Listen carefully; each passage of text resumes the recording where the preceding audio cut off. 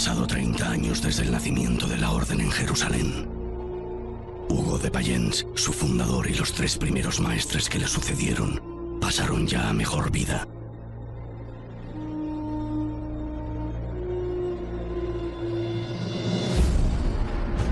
Pero nada parece poder detener el avance del Temple. Sus arcas desbordan riquezas, sus cofres se llenan de reliquias y secretos, y sus fortalezas se multiplican por toda la cristiandad. Ya no hay frontera donde no onde el estandarte blanco y negro del Temple.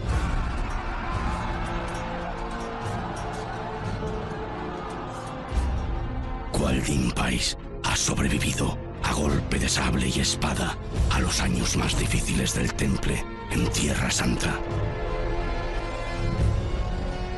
Ha aprendido el arte de la guerra de los mejores caballeros que haya dado la cristiandad, y pronto los mejores tendrán que aprenderlo de él. Se le ha encomendado la ardua tarea de expulsar al Islam de las fronteras portuguesas, y pronto se convertirá en el más grande de los maestres que haya pisado la península. Pues no hay sarraceno con suficiente valor para acercarse a su espada.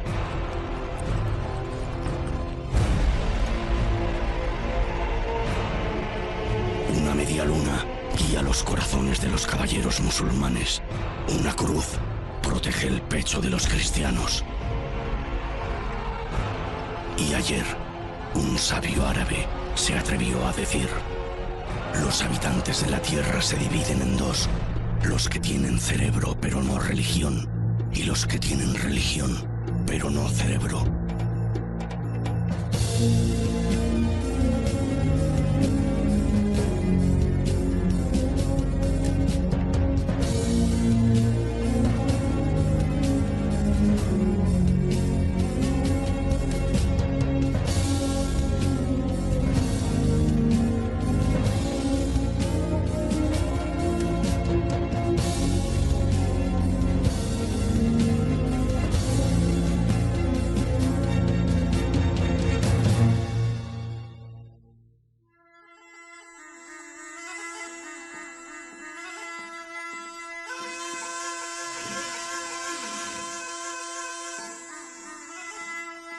Mis médicos diplomados podían contarse en Bagdad antes de la llegada de los demonios cristianos a Palestina. Existía un gran hospital que atendía sin cobrar a sus pacientes, y varios bancos con sucursales en Al-Ándalus y China. Una fábrica de papel se alzaba en mitad de la ciudad, cuando los francos aún usaban pergaminos andrajosos, y sus calles canalizaban el agua mientras la peste inundaba las ciudades europeas. La capital del mundo extendía sus dominios desde Siria hasta los montes Pirineos cuando el ya existente servicio postal trajo la noticia de las primeras matanzas de musulmanes en Nicea y Jerusalén.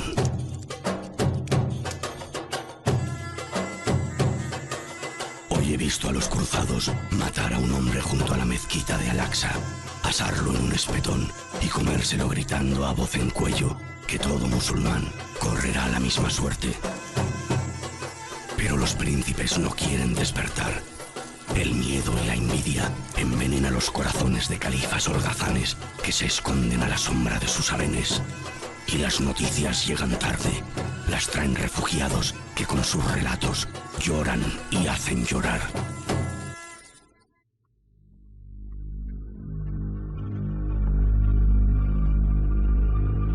Esta desunión también reina en Al-Ándalus. Los cristianos se están haciendo con la península ibérica.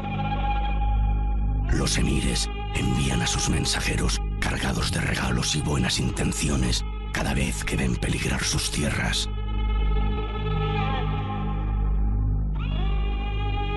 Besa el brazo que no puedas romper y ruega a Dios porque lo rompa Él. Todos conocen ese refrán. Pero ese cristiano no escucha refranes, no se le iluminan los ojos ante vuestros regalos y no sabe de buenas intenciones. se cortaría el brazo antes que tenderos la mano.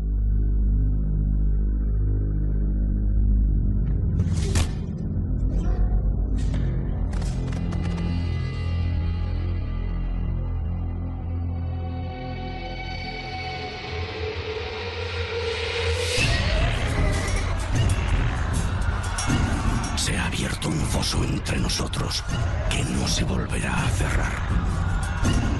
Cuánta sangre vertida, cuántas hermosas doncellas, por vergüenza, han de ocultar su rostro entre las manos. Coleccionáis poetas, músicos y hermosas esclavas perfumadas en vuestros palacios, mientras vuestros hermanos no tienen más morada que las sillas de los camellos o las entrañas de los buitres. Aunque quisieran despertar y acudir en ayuda de sus hermanos, esos califas serían totalmente incapaces. No sabrían por dónde empezar. El inicio de las cruzadas marca el paso de la Alta Edad Media a la Baja Edad Media. Y según lo veo yo, más que Baja Edad Media, podríamos llamarlo el despertar de la civilización cristiana.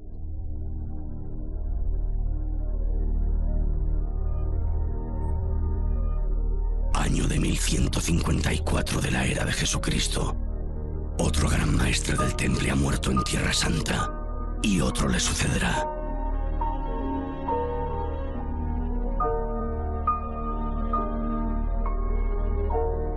De los 9 caballeros que fundaron la Orden de los Pobres Caballeros de Cristo, solo uno conserva aún la vida: André de Montbard. Tú combatiste junto a Hugo de Payens. Eres el único que aún puede presumir de haberlo hecho. Pero de eso hace ya casi 50 años.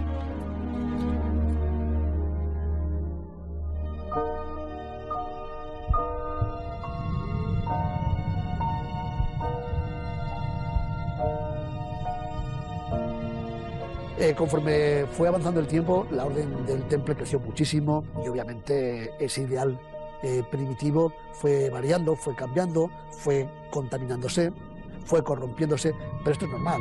Todas las religiones, todas las ideologías, todos los colectivos surgen con una idea fundacional que tiene mucho de pureza, que tiene mucho de originalidad. Y luego, pues las circunstancias históricas van haciendo que estas ideas se modifiquen, se alteren, se cambien y que incluso se contaminen y se corrompan de una forma a veces extraordinaria. La Orden participó de numerosas conquistas militares, participó de numerosos procesos políticos y participó de cuestiones con las que es posible que San Bernardo de Claraval o el mismo Hugo no estuvieran de acuerdo. Desde luego a Hugo no le debió de gustar que la Orden terminara como terminó, pero es una realidad que para él ya había pasado el tiempo de la fundación. Hugo ya no estaba entre los templarios.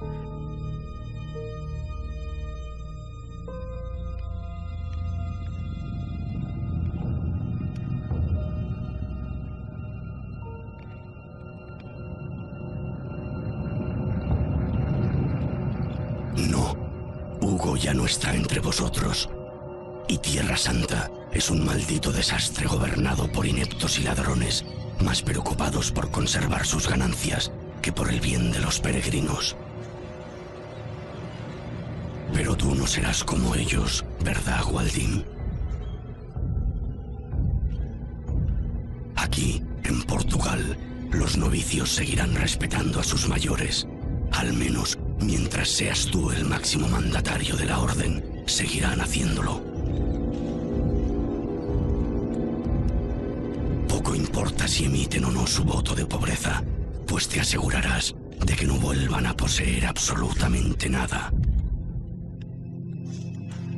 No será necesario que juren obediencia, pues no tendrán más remedio que obedecer. Y no tardarán en aprender en qué consiste la castidad, pues no volverán a acercarse a una mujer en toda su vida. Esto es el temple. Aquí no entra cualquiera. ¿Acaso no fueron esas mismas palabras las que a ti te inculcaron?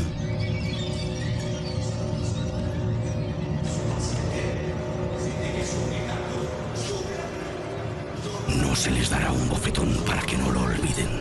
Si es necesario, recibirán una paliza. La leyenda a veces se ha apoderado de la historia, ¿eh?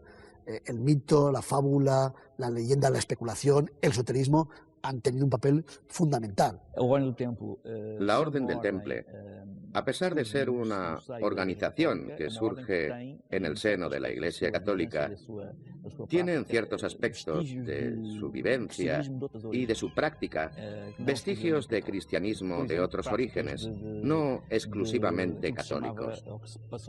Por ejemplo, prácticas de aquello que se llamaba oración mental, lo que hoy llamaríamos yoga.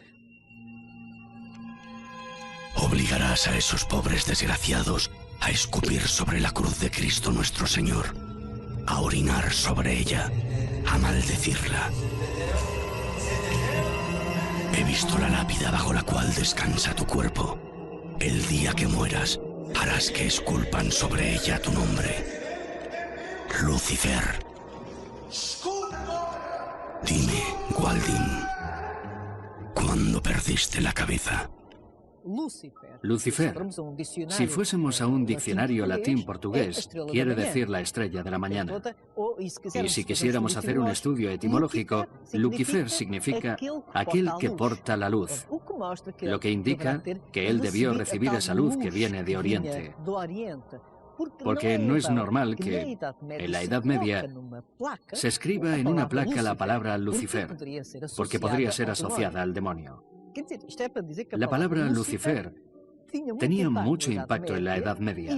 Hoy en día cualquier persona puede ir al convento de Cristo y contemplar esa placa en la que Gwaldin se guió a sí mismo como Lucifer.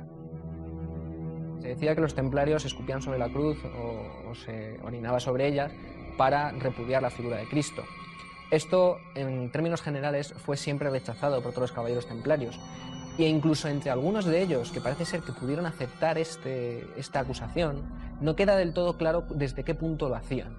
Habría gente que escupiría, basándose en el voto de obediencia, procurando no dar al crucifijo, o habría gente que, en virtud a ser cristiano y un servidor de Dios, se negaría a hacerlo. Otra hipótesis es que efectivamente, en algunos lugares y por decisión del comandante, se quisiera que los templarios realizaran una práctica como esta, que para la época es abominable.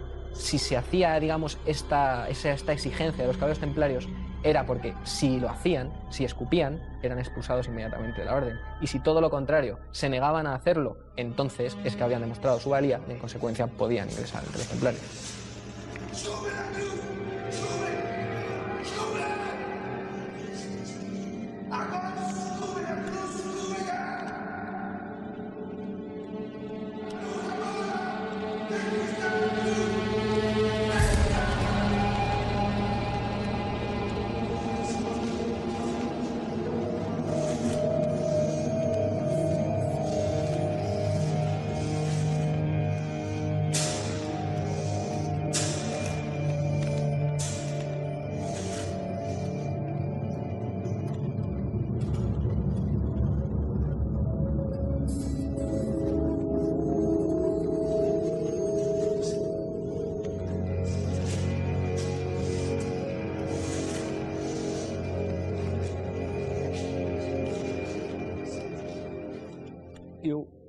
Yo en ese acto veo una memoria ancestral de la idea de que la cruz es algo que ha de ser destruido.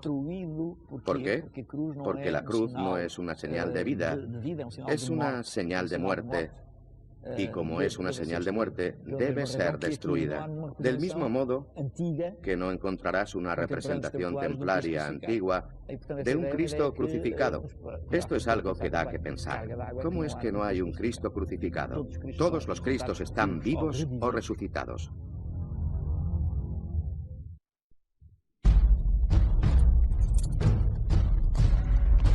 El temple está asociado a la cruzada, evidentemente. Y todos sabemos que la cruzada es un conjunto de fracasos. Conforme esos fracasos son cada vez más reiterados y cada vez más evidentes al conjunto de la cristiandad, esos fracasos se asocian, lógicamente, a uno de los agentes fundamentales de la cruzada en Tierra Santa, que son los templarios. Si a eso añadimos que el Temple es una orden que desde el principio alcanza unos niveles patrimonial y un nivel de cierta consistencia económica, claro, a la gente se le plantea el problema de, bueno, estamos alimentando una institución que es rica, que tiene posibilidades, pero que al mismo tiempo no es capaz de cumplir los fines para los que ha sido creada, ¿no? Por tanto, ¿ante qué estamos, no?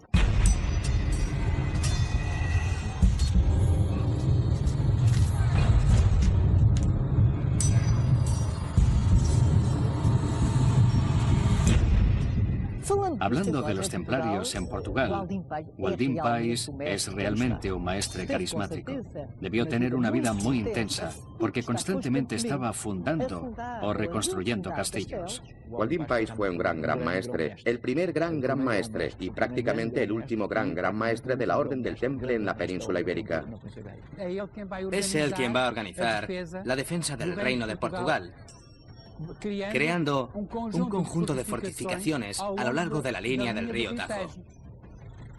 El castillo de Almourol, el castillo de la Cardiga, el de Osese, el del Ródano y, por supuesto, el de Tomar.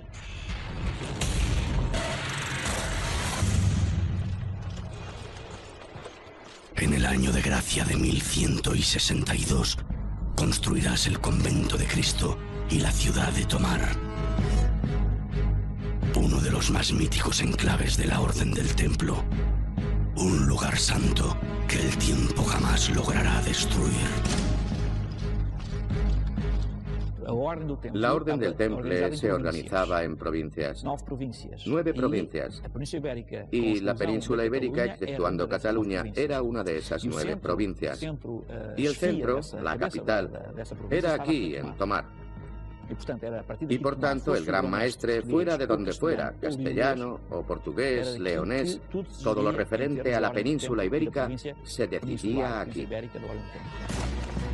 Pocos hombres de los que te rodean han conocido Jerusalén, y de esos pocos, ninguno la ha vivido como tú la viviste durante los 5 años que pasaste sirviendo en la Orden. Has estado demasiado cerca de muchos de los secretos inconfesables de la Orden Templaria. Sabes demasiado, Waldim. No es casualidad que fueses tú el elegido para hacer llegar todo ese conocimiento hasta la península ibérica.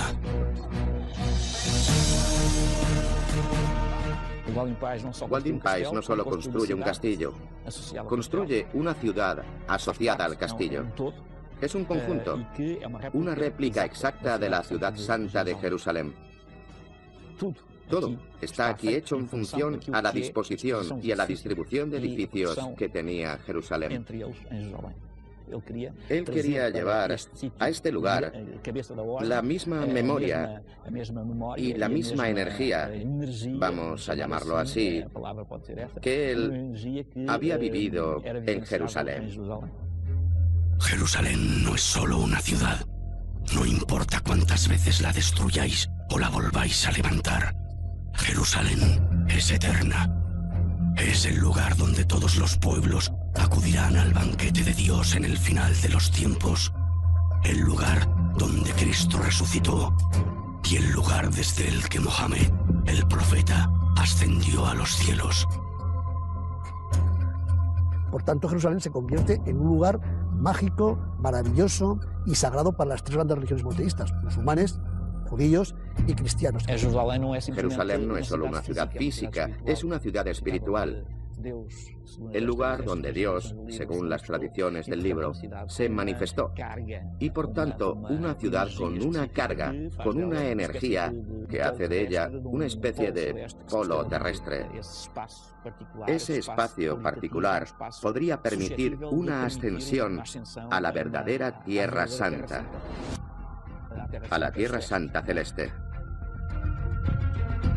Pero si Jerusalén es esa escalera cuyos peldaños conducen al palacio del único Dios, que es el convento de Cristo, cuentan que has abierto un oscuro pozo en su lecho y que sus peldaños no apuntan al cielo, sino que se sumergen en las entrañas de la tierra.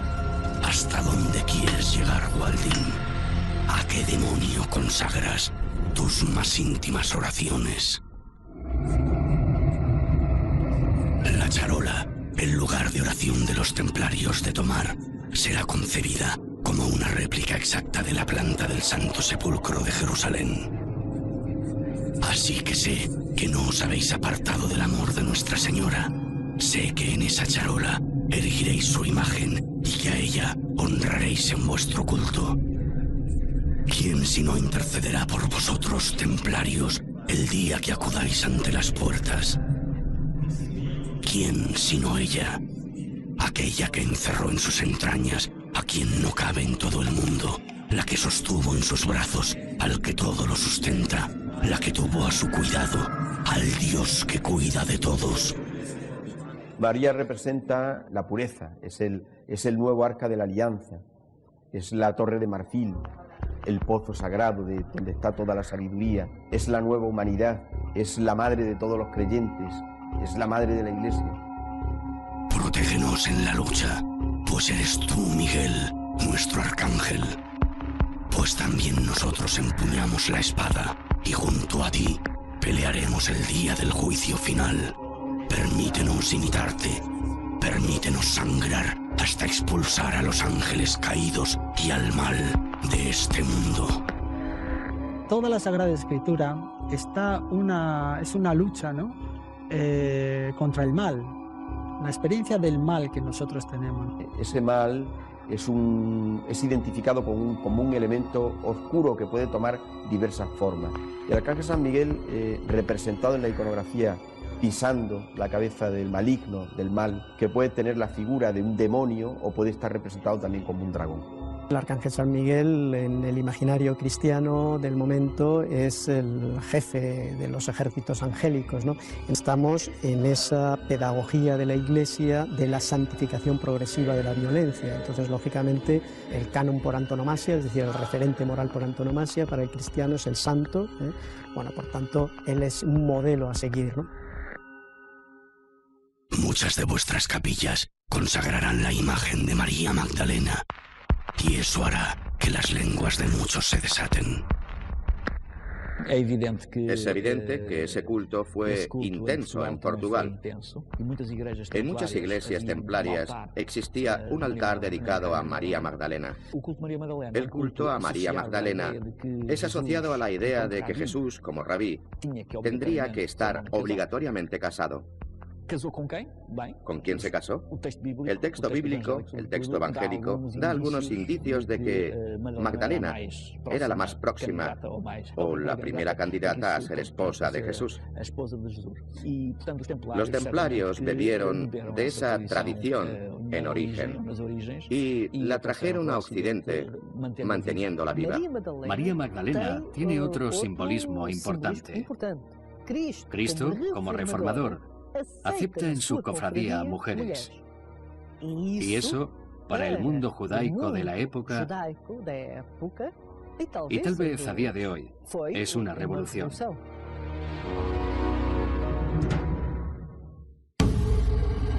Nada más alcanzar el poder, lo primero que hace un príncipe es doblar el número de guardias que velan por su vida mientras duerme. Siempre habrá alguien que quiera usurparle del mismo sucio modo que hizo él. No importa si ese príncipe es cristiano o es musulmán, ya no se necesita un ejército para eliminar a uno de tus oponentes. Con un buen puñado de monedas de oro puedes convencer a los asesinos para que lleven ellos mismos el mensaje. Los asesinos, hasarin o consumidores de hachís, fueron una secta que se desarrolló en Oriente Medio en este mismo periodo cronológico, siglo XII.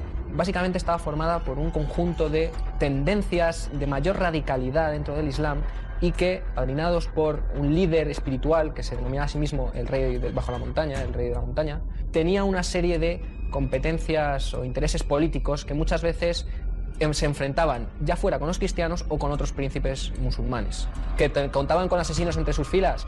Es lo más probable, y de hecho muchos de los líderes o de los rivales políticos que esta entidad desarrolló acabaron asesinados. Los cristianos se aprovecharon de esta entidad e incluso llegaron a negociar en algunos momentos con grupos como los de los asesinos.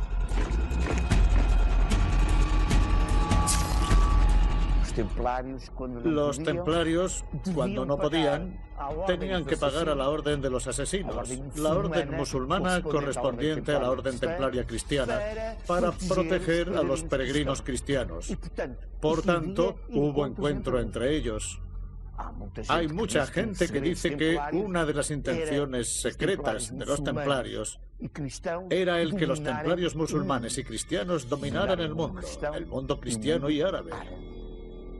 Existe también un documento en que se nombra un tributo que la caballería de Almut, es decir, los asesinos de la montaña, pagarían un tributo a los templarios. Si les pagaban un tributo es porque mantenían relación. Hassan ibn Sabah, el viejo de la montaña. Envuelves con opio a tus fieles y ellos te agradecen que les muestres la verdad. Les permites yacer con las arpías que encarcelas en tus harenes y ellos se creen abrazados por las vírgenes del Edén. Tú tienes las llaves de la eternidad. Les abres las puertas traseras de tu castillo y ellos creen vislumbrar el paraíso. Esta noche les dejarás disfrutar del éxtasis de tu opio. Mañana volverán a ser asesinos y volverán a matar por ti.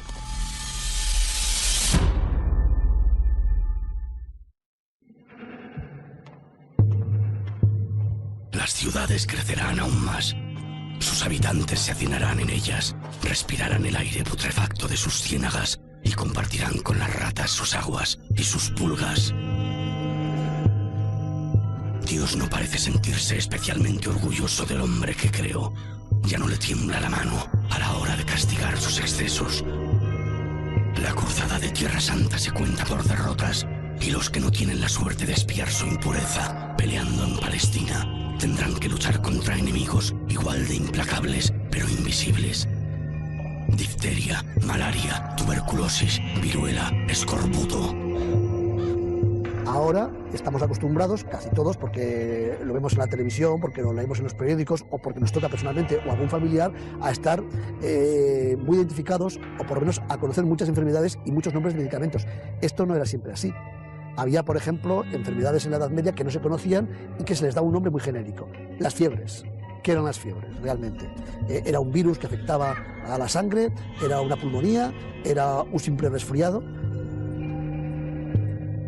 La pérdida de las cejas, los ojos saltones o la hinchazón de la nariz son claros indicios de que has contraído la lepra.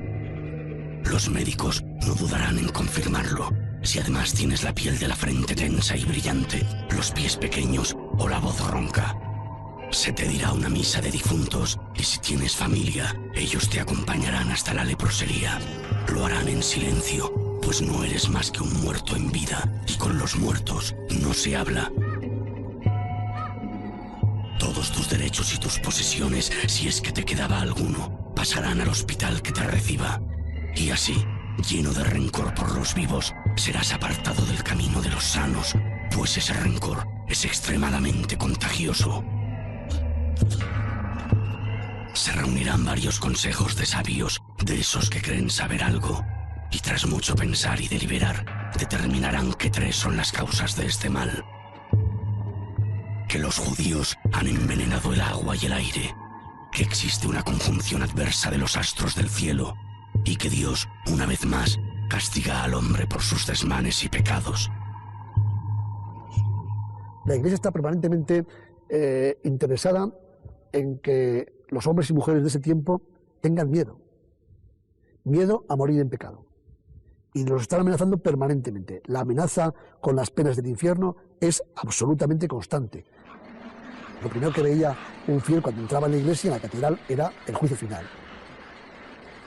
Solo es explicable, evidentemente, viviendo en el caldo de cultivo que había en Europa del siglo XI, del siglo XII.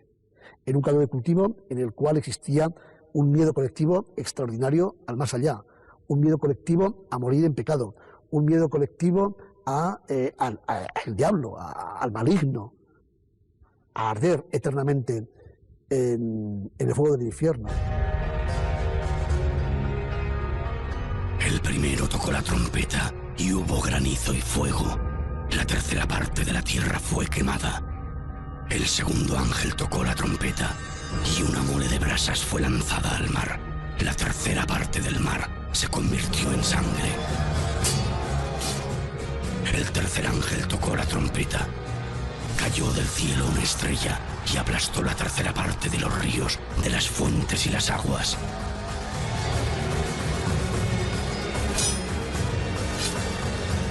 El cuarto ángel tocó la trompeta y fue herida la tercera parte del sol, la tercera parte de la luna y la tercera parte de las estrellas, y el día perdió la tercera parte de su esplendor. Cuando suene la quinta trompeta, las langostas se esparcirán sobre la tierra. Cuando suene la sexta trompeta, los hombres buscarán la muerte, pero no la encontrarán. Desearán morir, pero la muerte huirá de ellos. Cuando el séptimo ángel haga sonar la séptima trompeta, Miguel y sus ángeles se enfrentarán al dragón. Habrá llegado tu ira y el momento de juzgar a los muertos y de dar la recompensa a tus servidores.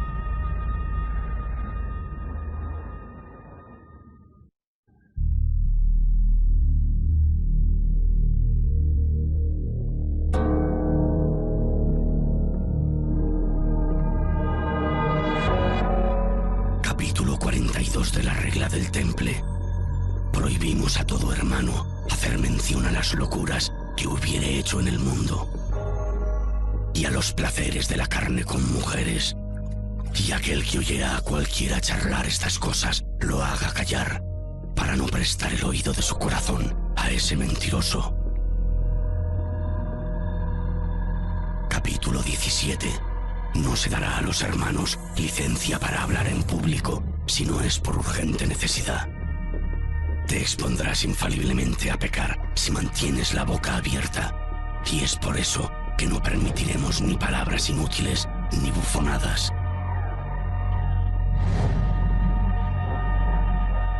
Capítulo 71. Se evitará la murmuración como si fuera la peste. Se le permitiría hacer solicitudes puntuales en voz bajita, para no estorbar al hermano que mientras está leyendo textos sagrados. El templario es un soldado. Tiene que estar bien alimentado. Y tienes que asegurarte de que se alimente bien.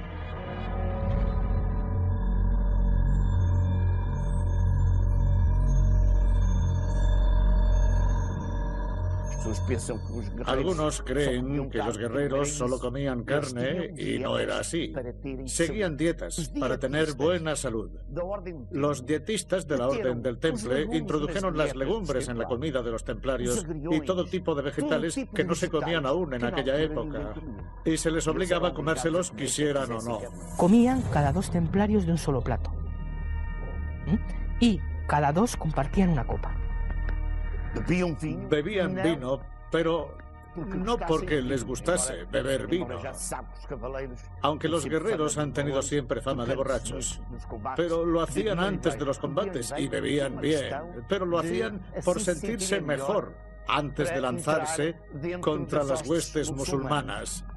No era beber por beber.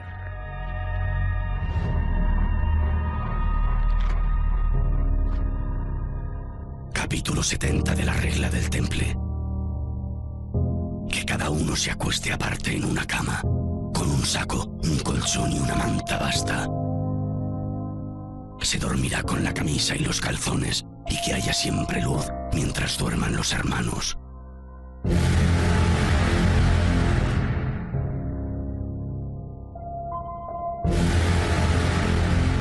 Acabada la cena, tomó el cáliz y lo pasó a sus discípulos diciendo: Tomad y bebed todos de él, porque este es el cáliz de mi sangre, sangre de la alianza nueva y eterna, que será derramada por vosotros. Y ese cáliz será el plato en el que José de Arimatea recogerá la sangre y el agua emanadas de la herida abierta en el costado de Cristo el día de su crucifixión. Será la copa que Jesús, ya resucitado, ordenará custodiar en las Islas Británicas. Será la sangre real que marque la descendencia directa de Cristo nuestro Señor desde el vientre de María Magdalena. Será el mismo que una dinastía de guardianes mantendrá a salvo y escondido por siempre. Será una paloma, un rayo de luz, una piedra. Una piedra traída de los cielos por los ángeles neutrales. y que esa piedra tiene la propiedad del fénix, es decir, que todo lo que se coloca sobre esa piedra renace. Fuese lo que fuese, yo creo que el grial no es algo físico. Es un estado de conciencia que cuando el caballero lo alcanza se transfigura. Solo 3 de los caballeros de Arturo llegarán a contemplarlo: Perceval, Galahad y Bors. Perceval no dormirá 2 noches en el mismo albergue. Cuando tenga nuevas de un caballero que vale más que otro, o que otros 2, no se abstendrá de ir a luchar con él. Dedicará su vida a la búsqueda del grial. Perderá la memoria y olvidará a Dios. Galahad llegará a rozarlo, pues solo el más puro de los caballeros puede alcanzar el grial. Aquel que se mantenga casto hasta el fin de los días, pobre, obediente y humilde. Los templarios reaniman una tradición guerrera europea y se asocian, o se les asocia, a las historias de la Mesa Redonda, al mítico rey Arturo, que habría vivido allá por el siglo VI después de Cristo, y a las historias del grial. Eso sí, el grial nadie sabe qué es. El tercer caballero será Bors, el único que regresó con vida a la mesa del rey Arturo para relatar lo cerca que estuvo del grial. Él continuará la interminable búsqueda del cáliz, la que solo concluye con la muerte. Un peligroso camino de iniciación que solo los héroes pueden recorrer. Es muy importante saber que los templarios no tenían un ideal solo de guerra física, sino también un ideal con objetivos espirituales. Que son caballeros y monjes, místicos, que llevan a cabo un doble combate. No solo un combate contra los infieles, contra los enemigos de Europa y de la cristiandad, sino también un combate contra los enemigos invisibles, el combate contra el demonio interior.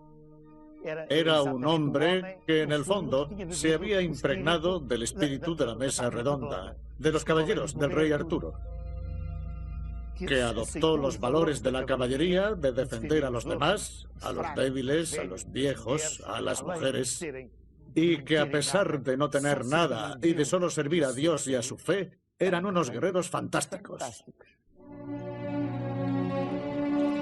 Bors el Desterrado. Sus aventuras le llevarán hasta Tierra Santa. Allí luchará y morirá como cruzado. No sin antes relatar toda la historia del Santo Grial a un tal Hugo de Payens.